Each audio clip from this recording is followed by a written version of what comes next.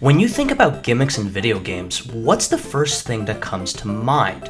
Maybe the Nintendo Wii Remote, which was a whole system gimmick, which enabled pointer controls and motion controls. A good example is a game like Mario Galaxy, with the pointer and motion controls enabling Mario to spin and shoot star bits. Or the Nintendo 3DS, with its 3D, which was more of a visual gimmick that didn't have much gameplay relevance except for a small amount of titles. And the Xbox these were more hardware gimmicks. But what's the difference between a gameplay gimmick and a gameplay feature?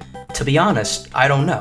When I think of a gameplay feature, I think of something like the timed button presses in a Mario RPG, a feature that separates it from a lot of other, more traditional turn-based RPGs that are just click to attack, or mash A to attack. And when I think of a gimmick, I think of something like the stickers from Sticker Star. See, right there though, I already made the negative distinction between a feature and a gimmick. But not all gimmicks are bad. The Mega Evolution gimmick of Pokémon Gen 6, which was introduced in Pokémon X and Y, that I see as a gimmick that was overall positive.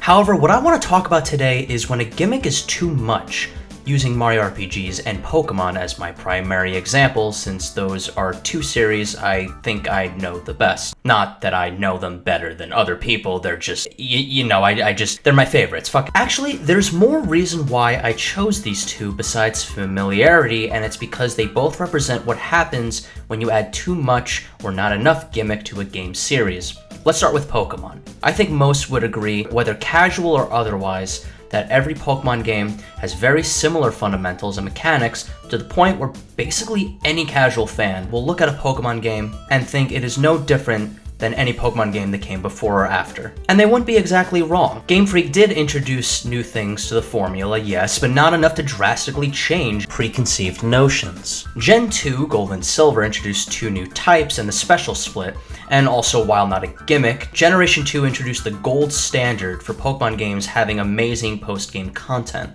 Generation 3 didn't introduce much, but was a wild jump in graphic fidelity, and in my opinion, still looks great to this day and holds up next to Generations 4 and 5, which would be the last two sprite-based Pokémon games. Speaking of Gen 4 and 5, not much was introduced except a variety of new evolutions for past Pokémon families, and in the case of Gen 5, triple and rotation battles. Gen 4 and 5 introduced a lot of new moves and really fixed up a lot of Pokémon move sets that were just lacking in variety. And not just moves they learn naturally, but also moves they can learn through other means, like technical machines or move tutors. Gen 6, in my opinion, is the biggest overhaul of this series, and introduced a brand new type that was basically brought in to nerf a pre-existing overpowered type in Dragon.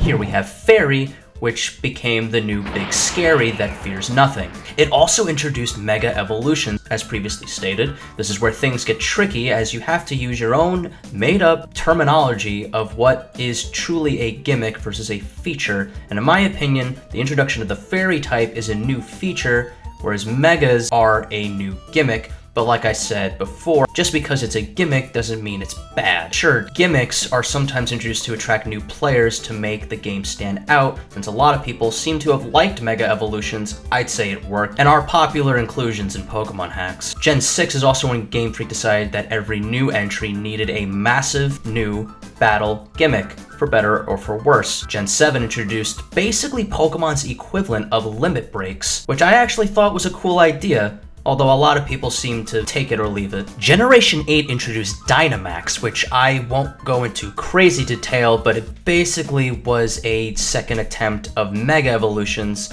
in a generation that no longer had Mega Evolutions, the last being Gen 7. Aesthetically, I despise it. Sure, some of the Gigantamax forms have cool, unique designs, but the Pokemon just getting big is pretty ass. Gen 9 introduced Terra types, which changes a Pokemon's type mid-battle and can only be done once per battle, gives it another stab option, and a different defensive type while not overriding its previous types for stab. So technically, a dual-type Pokemon could have 3 stab options. Most will agree that this is a very cool idea and a massive step up. Ignoring the varied critical response from each generation's gimmick, a casual is still going to look at these games and not be able to completely distinguish them from each other, because at their core, they are still the same game, but a lot of Pokemon fans are okay with that. However, someone else who is used to other turn-based RPGs who is looking for something a little spicier might be disappointed in what this series has to offer. Obviously, competitive Pokemon and Nuzlocke have pushed Pokemon battling to its limits and has proven that there is depth to an otherwise simple system. But then you have Pokemon games like Legends Arceus, which, while not changing the battle system all that much, changed everything else about how the game is played, to the point where even a casual can tell it is a very different game. And to the game's credit, the battle system is different enough, and with some of its features bleeding into Gen 9,